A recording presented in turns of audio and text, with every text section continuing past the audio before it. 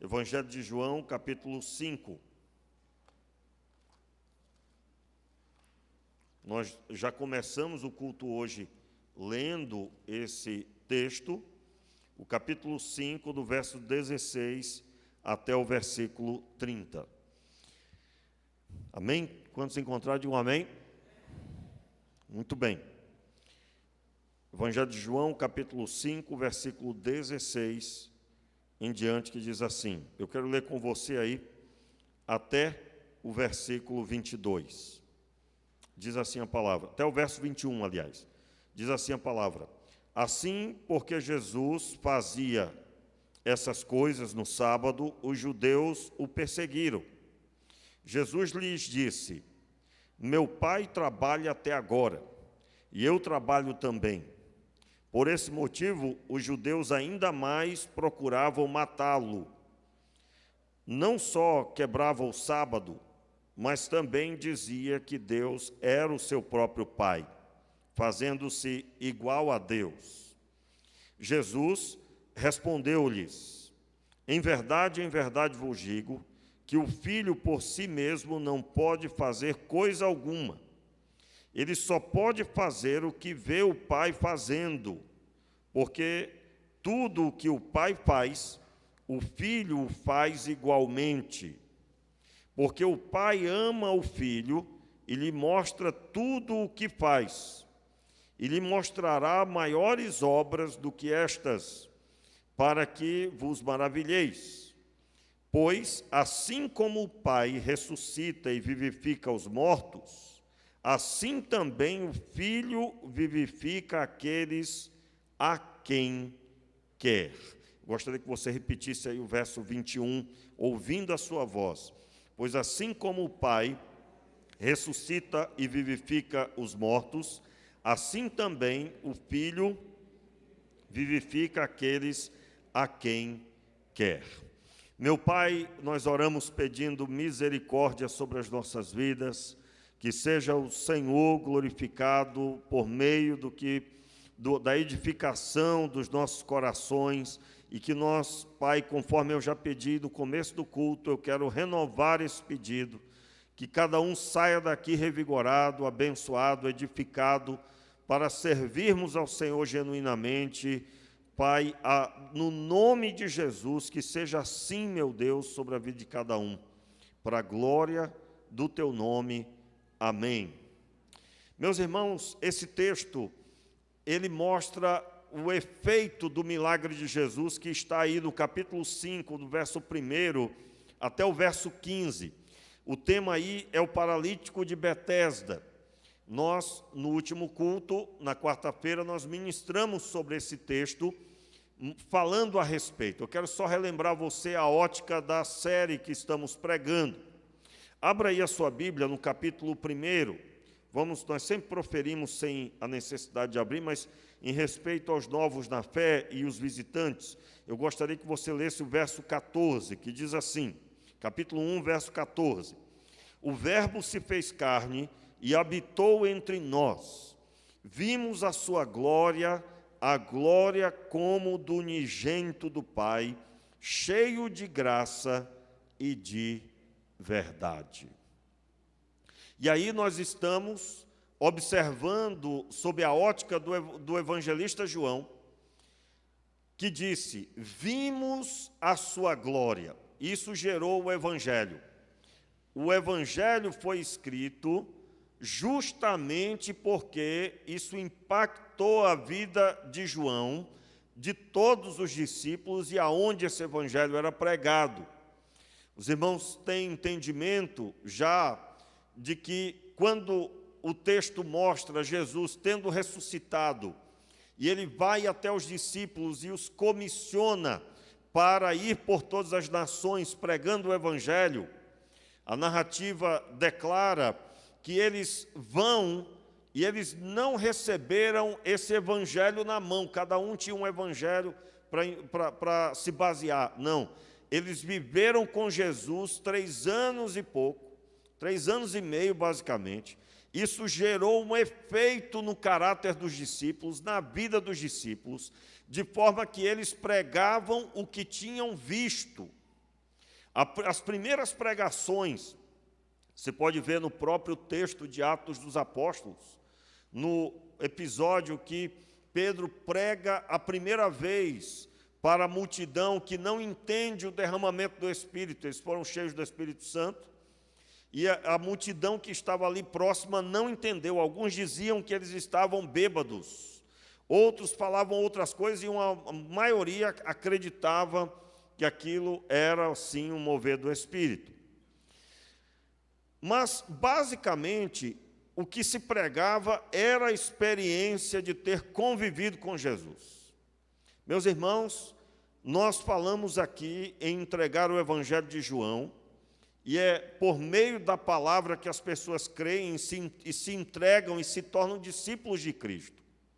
Mas nós não podemos desconectar a palavra escrita por vidas de pessoas que foram tocadas por essa palavra.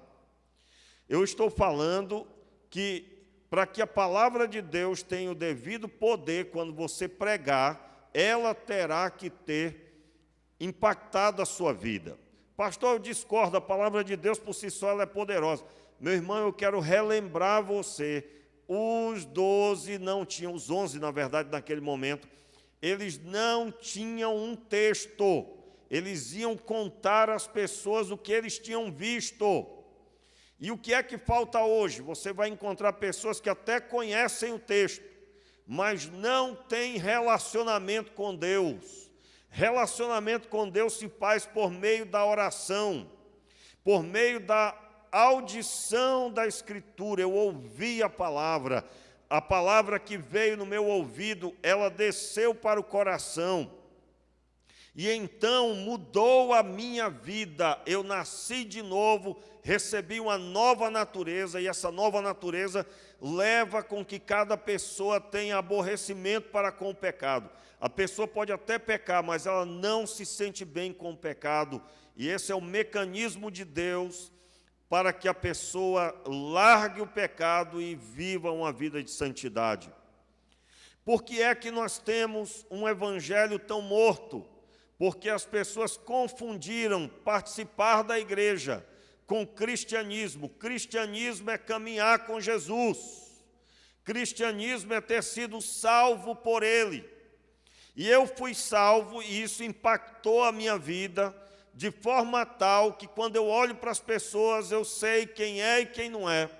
Porque certamente você conhece pessoas que estão com as mesmas características que você tinha quando você não conhecia Jesus.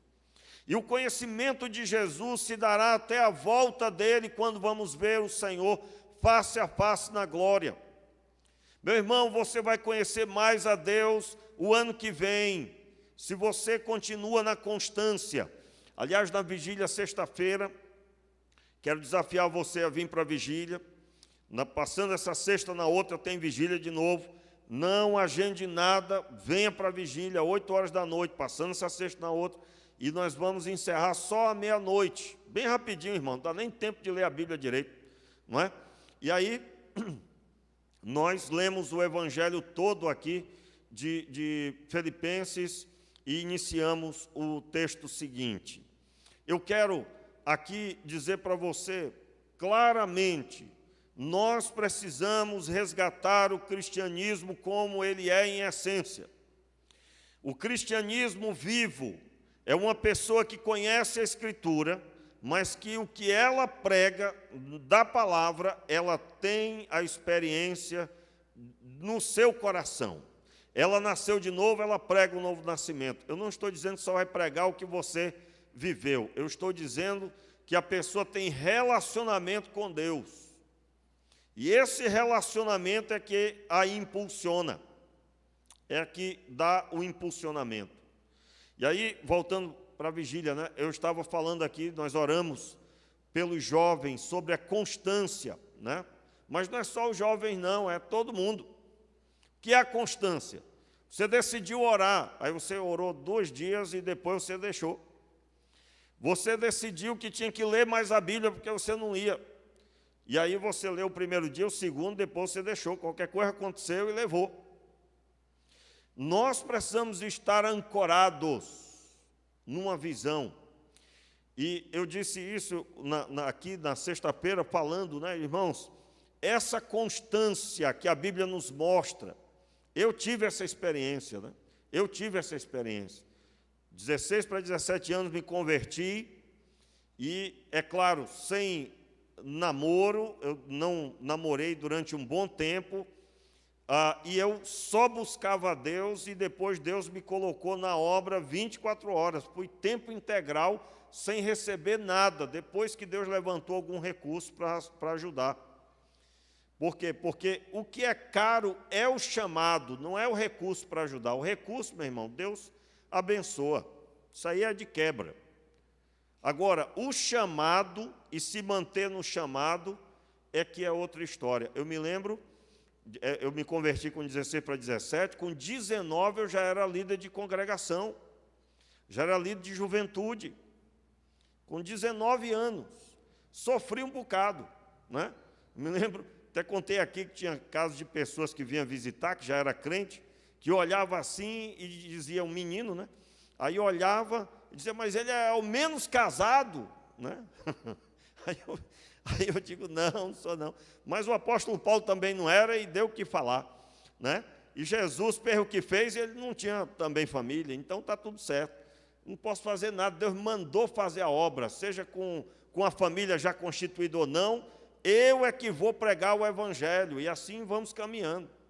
E é claro, no tempo devido eu conheci a minha esposa e estamos casados até hoje. Eu quero dizer para você que só foi possível com constância. O que é a constância? Eu fazendo tudo isso, eu fazia vigília segunda-feira,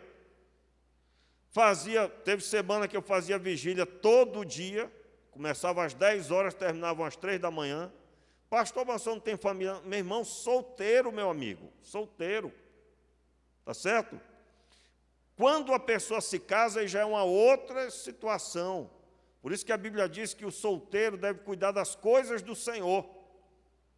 E o casado das coisas do mundo, de como agradar a esposa. As coisas do mundo aí não é as coisas pecaminosas do mundo, é o trabalho, é buscar o sustento para o lar.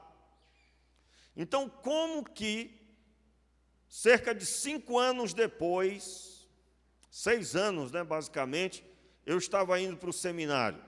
Como? Meu irmão, constância, constância, constância. Então, aquela congregação que era pequenina, numa varandinha, numa casa alugada, aliás, numa casa cedida, depois uma casa alugada, se tornou uma igreja, uma grande igreja lá hoje, para a glória de Deus. Agora, como que isso acontece? Constância. Você precisa, já pensou, meu irmão? O rapaz está namorando, né?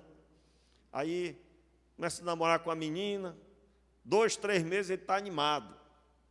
Aí dá o 5º mês, ele diz, não sei bem se eu quero isso. Eu já vou logo dizendo para você, minha querida, se você estiver aqui, estiver passando por uma dessa, dê as contas desse cabra velho. Dê logo. Por quê? Porque o cabra está 5 meses, ele não sabe bem ainda o que ele quer. E quando for com 1 ano, então, pode se jogar da ponte. Como assim? Pastor, só está mandando o homem se matar? Não, meu irmão, você entendeu a força de expressão? Casamento é para homem. Casamento é para cabra macho. Não é para menino. Aí está lá o cabra velho. Aí eu digo, mas que conversa é essa, meu irmão? E aí o cabra casa, aí diz, minha mamãe, eu preciso de ajuda, mamãe. E liga para o pai, e liga para a mãe. Não, aí não. Aí, meu irmão, você pode pegar um carrinho, vá brincar. Né? Pega um carrinho e vá brincar. Casamento é para homem. O que eu estou falando? Que tem que ter constância. Se a pessoa se propõe a um casamento, então ele tem que se manter. Pode vir o que for, meu amigo. Ali tem um homem. Pastor, como é que a gente faz para gerar esses homens aí, meu irmão? Você pode primeiro começar se convertendo, lendo a Bíblia, buscando a Deus e dizendo para Deus, Senhor, muda em mim esse menino e transforma esse menino em um homem. Qual é a característica de homem? ele recebe a missão e ele cumpre a missão. Qual é o maior modelo de homem que nós temos na Bíblia? Jesus Cristo. Jesus Cristo. É o slogan do homem ao máximo, né? O significado de hombridade, o sinônimo é a pessoa de Jesus. Você quer saber o que é ser homem? Olhe para Jesus. Onde é que está a constância em Jesus? Você lê no começo do capítulo de Lucas, quando vai falar de Jesus, Lucas capítulo 2, Jesus crescia e se fortalecia no Senhor. E isso se deu até quando? Até os 30 anos, ele crescia e se fortalecia. E ele crescia não só na presença de Deus, mas também caía na graça do povo. O povo se afeiçoava, gostava de Jesus. Isso se deu por quanto tempo? 30 anos. O que é que nós estamos vendo? A constância. Você lê o Evangelho de João, capítulo 17, você vai ver Jesus orando ao Pai, dizendo: Senhor, Tu me destes estes, e eu entreguei a eles a palavra que Tu me destes. Jesus estava prestando conta, ele seria preso e morto.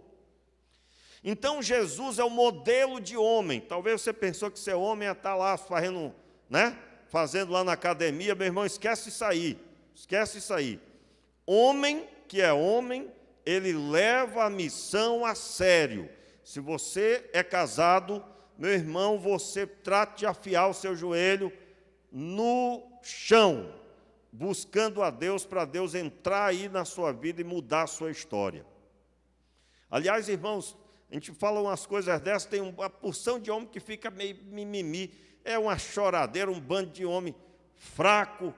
Irmãos, nós estamos vivendo uma geração, aqui não, em nome de Jesus, amém, irmãos? Ixi, está cheio então, hein? Ouvi um amém mais fraco do que tudo. As mulheres estão quase dizendo amém por você. Você, homem, diga um amém de macho aí, vai lá, vai. Está precisando de um milagre mesmo, né? Presta atenção aí, o garotinho, você que está solteira, se o solteirão que está atrás de você e está procurando namorar com você ficou calado, já larga fora. Pode sair fora já desse negócio. Por quê, irmãos? Porque a vida em família é responsabilidade. Uma mulher precisa se sentir protegida, amada. Ah, eu estou precisando disso, daquilo. Pode ficar tranquila. Já missão dada, missão cumprida. É ou não é? É ou não é, meus irmãos? E eu estou dando um exemplo sobre família, mas na vida espiritual não é diferente. Nós estamos vivendo o tempo talvez o mais difícil, onde as pessoas não têm constância, não têm constância. E nós precisamos disso na nossa vida. Jesus é o nosso modelo, em nome de Jesus. Então nós lemos aí o Evangelho de João, no capítulo 1, verso 14, onde no finalzinho aí, está escrito: a glória como do unigênito do Pai. Aí está dito, cheio de graça e de verdade. Agora, retornando para o texto de capítulo 5. O texto no capítulo 5, do verso 16 até o 21, onde lemos, o texto deixa claro que Jesus está expressando aqui, o evangelista João, quando ele destaca as palavras de Jesus, nós estamos diante da verdade. Jesus expressou a verdade. E a verdade que ele expressa, ele tinha acabado de curar um paralítico. Os irmãos sabem que esse paralítico estava há 38 anos com aquela paralisia. E ele estava certamente há muitos anos crendo ali naquele poço, explicamos isso quarta-feira, que ele seria curado se houvesse determinada manifestação. E Jesus vai até aquela multidão de enfermos, que é o que dá a entender, havia muitos, e ele cura aquele homem arrancado de lá, curado, abençoado. E aí aquilo causa um alvoroço no meio dos judeus. Quero lembrar que quando a Bíblia cita judeus, está falando da fé judaica. a gente perde um pouco essa raiz. Judeu é os que fazem parte do judaísmo. Claro, a maioria esmagadora era o povo de Israel, mas havia também outras pessoas de outras nacionalidades. Um exemplo disso você encontra em Atos 2. Ah, pastor, ali eram judeus que moravam naqueles lugares. Não, irmãos, os judeus, os que fazem parte do judaísmo, a religião da época. E eles questionaram o fato de Jesus ter curado no sábado. E nesse questionamento, Jesus não nega a verdade. Ele assume que ele foi enviado pelo Pai. Ele assume que ele tem relacionamento com o Pai. O texto deixa claro: o meu Pai trabalha até agora, verso 17, o meu Pai trabalha até agora e eu trabalho também. E aí os irmãos vão entender por que eu estou falando da constância. Falei já agora há pouco. No verso 19, Jesus respondeu àqueles homens. Respondeu o quê? Eles queriam matá-lo. Eles queriam matá-lo. E matá-lo porque era uma blasfêmia dizer que era igual a Deus. E ele não só dizia isso, mas tinha quebrado o sábado. Jesus não quebrou o sábado, irmãos. Explicamos quarta-feira. Ele não quebrou o sábado. Mas na linguagem dos que interpretavam e que gerou o judaísmo, Jesus quebrou o sábado. Na linguagem bíblica da lei, se você retira o judaísmo da sua interpretação, tira o judaísmo de lado e vai estudar a lei, Jesus não quebrou o sábado. Quando a Bíblia diz aqui que ele quebrava o sábado, isso era a fala dos judeus a respeito da atitude de Jesus. Versículo 18. Porque por esse motivo os judeus ainda mais procuravam matá-lo. Não só quebrava o sábado, mas também dizia que Deus era o seu próprio Pai. Então, aqui é a fala dos judeus. E Jesus responde a isso. Ou seja, essa não é a verdade, mas era isso que estava nos corredores. Era isso que estava nos diálogos e nas pregações dos líderes religiosos. Então, Jesus expressa a verdade de Deus, pois ele estava cheio com a verdade. E o versículo 19, então, Jesus declara: em verdade vos digo que o Filho por si mesmo não pode fazer coisa alguma. Ele só pode fazer o que vê o Pai fazendo, porque tudo o que o Pai faz, o Filho faz igualmente. Porque o Pai ama o Filho, verso 20. Vamos lá? Porque o Pai ama o Filho, ele mostra tudo o que faz. E lhe mostrará maiores obras que estas, para que vos maravilheis. Eu quero dar um destaque aqui. Por que eu citei a constância? Porque a constância gerou um efeito. O efeito da constância é essa intimidade com Deus. Entenda bem, meu irmão. Eu citei aqui o texto de Lucas, capítulo 2, versículo 40, versículo 50 em diante, versículo 50 e 52, aonde narra o crescimento espiritual de Jesus. Aos 12 anos, Jesus já estava no templo e as perguntas dele faziam os doutores da lei se admirarem. Jesus conhecia a palavra e ele cresceu na graça e no conhecimento. Todos nós já temos ouvido, pelo menos a maioria, que ele começa o seu ministério aos 30 anos, porque essa era a idade dos doutores da lei, onde eles iniciavam seu trabalho oficialmente como doutores. E Jesus começa aos 30. Aqui, literalmente, Deus é como que o Senhor respeitando uma cultura local, porque não há nenhuma dificuldade com isso. Se ele começa o seu ministério com menos de 30, muitas pessoas iam pegar no pé porque ele não tinha 30 anos. E ele passa a ser reconhecido como mestre. Quando as pessoas dizem mestre, mestre, eles estão atribuindo que ele tem a capacidade, a autoridade, a sabedoria semelhante e, é claro, superior aos doutores, porque você vai encontrar pessoa, um determinado trecho do Evangelho, dizendo que Jesus falava com autoridade, comparando a pregação de Jesus com a dos judeus. Ele ensinava, mas ensinava como quem tem autoridade. E eu quero, com essas palavras, dizer que Jesus é o nosso modelo. Ele é o nosso exemplo. Eu não tenho autoridade de dizer que sou cristão e faço diferente dele. E aqui Jesus declara que ele tem comunhão com o Pai, de tal forma que o Pai ministrou a ele o que deveria fazer. Por meio dessa comunhão, ele faz o que vê o Pai fazer. E ele, então, não poderia fazer diferente. Meus irmãos, eu estou dizendo que esse texto revela sobre a comunhão de Jesus com Deus. A comunhão. E isso nos leva a uma reflexão sobre o nível de comunhão que nós temos. Eu me recordo, meus irmãos, de uma experiência que eu tive, já contei aqui algumas vezes, eu era novo na fé. Me deram aquele Novo Testamento, o mais importante é o amor. Na capa tinha um homem com um garotinho nos ombros, um homem com um sorriso bonito e o garoto sorrindo também. E eu li aquele Novo Testamento, irmãos, assim, comecei a ler Mateus e foi quando cheguei na crucificação, no meu quarto, eu lia sem parar, e eu me recordo como se fosse hoje.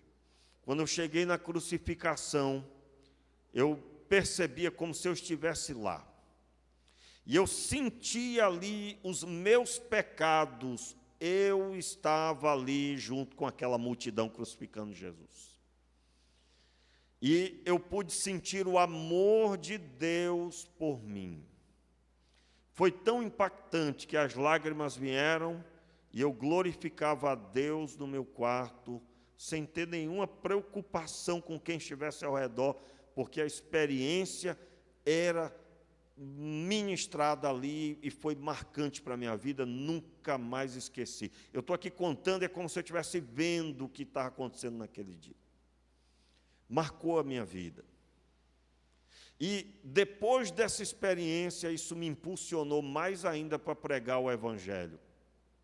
Muito mais para pregar o Evangelho. Irmãos, eu estava pregando o que eu estava vivendo. Quando eu falava, olha, ele mudou a minha história, está mudando ainda mais e ele vai mudar a sua. Isso era falar dessa experiência. Pastor, mas não é pela fé. Pela fé eu sou salvo. Meu irmão, você nunca sentiu Deus aí com você. Você nunca leu o texto e viu, isso é para mim. E você não sabe explicar por quê, mas essa palavra entrou aí. Irmãos, os pregadores da palavra, e eu quero deixar claro, eu era um novo na fé, mas isso causou um impacto na minha vida. Qual foi o impacto? 8 meses de convertido, já cuidava de 8 pessoas. Me reunia semanalmente com elas, na minha rua. Pessoas que eu ganhei na minha rua. Por quê? Porque mudou a minha história, eu começava a falar com as pessoas aceitavam Jesus. E eu vou fazer o que com essas pessoas? Eu ia para a EBD, colhia tudo que ensinava lá, era o assunto daquela semana. E reunia as 8 pessoas, irmãos, e quantas experiências eu tive ali. O Evangelho, ele entra na nossa vida, ele muda a nossa vida, e então, quando falamos dele, causa um impacto na vida das pessoas. O que é que você está precisando? Ler a Bíblia com o objetivo de conhecer a Deus, mas você precisa orar para que Deus se manifeste aí, trazendo a realidade bíblica para a sua vida. E aí, meus irmãos, qual é a animação do crente? Ver o Senhor salvar as pessoas. Isso é impactante. O grande problema é que alguns atribuem que o Senhor tem misericórdia da sua vida e que você não seja essa pessoa. Atribuem que a alegria cristã é Deus dar coisas. bens materiais. Atribuem à fé cristã curas. Eu quero deixar claro que, em primeiro lugar, o que nós vamos glorificar a Deus é pela salvação. E quando falamos salvação, estamos falando dessa comunhão que agora temos, pois Ele nos tomou como filho. Mas de quebra, Ele te dará uma família, Ele abençoará a sua casa, te dará prosperidade no seu trabalho. E lembrando, irmãos, quando falamos prosperidade, nós estamos falando que será diferente de tudo que você já viveu. Diferente.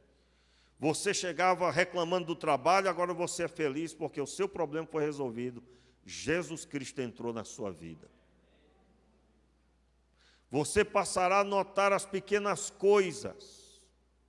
Ah, pastor, o senhor está falando quando eu me converti, está falando do primeiro amor, é? Meu irmão, não venha com essa história de primeiro amor não, porque esse negócio aí é má interpretação. Cuidado, cuidado. Porque a mesma atitude de crer e estar servindo ao Senhor com alegria tem que ser uma constância na sua vida.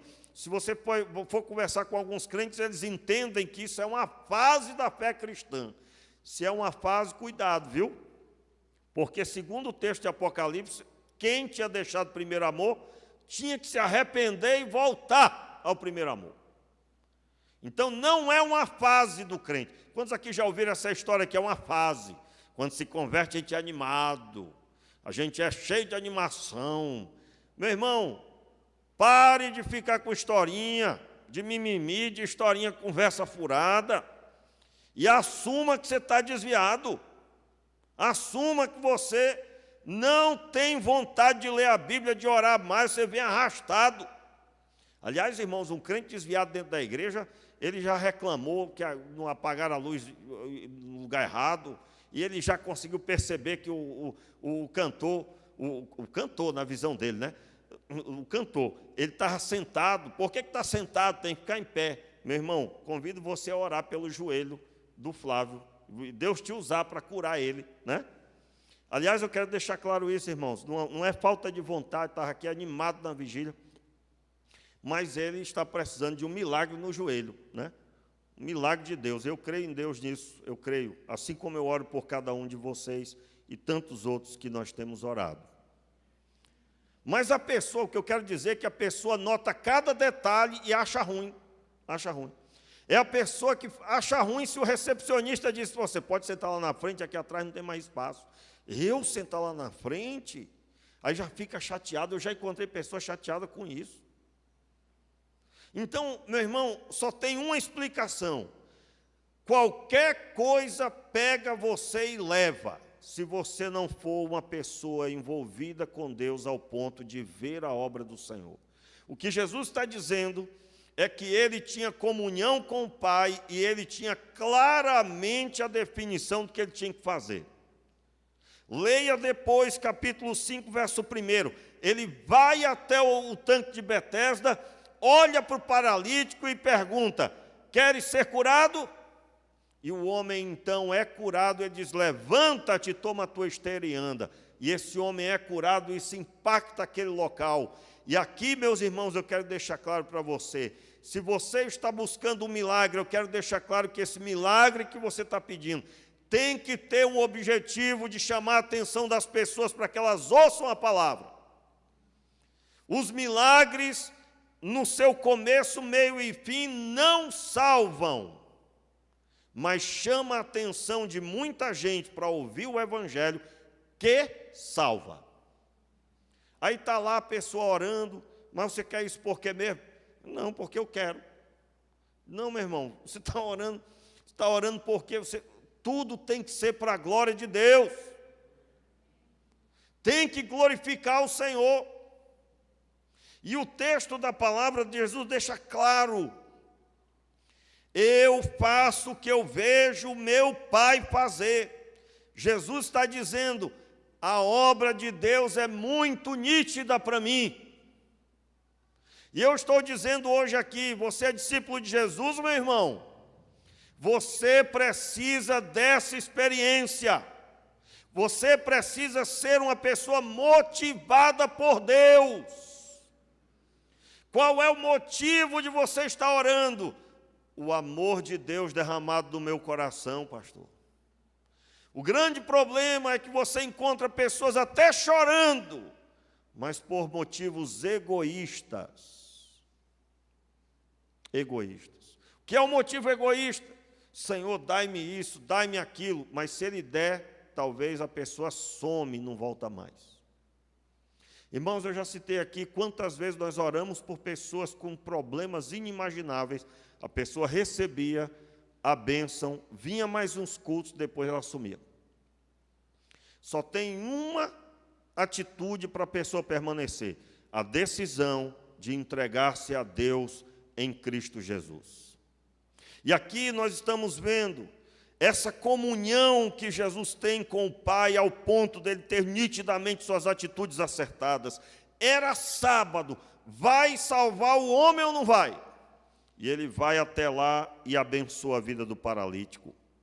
O versículo 21, pois assim como o Pai ressuscita e vivifica os mortos, assim também o Filho vivifica aquele a quem quer.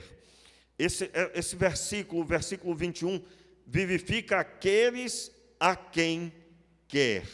Na sua onisciência, Deus tem aqueles que Ele vai abençoar de uma forma especial. Jesus está declarando: assim, dessa forma também faço.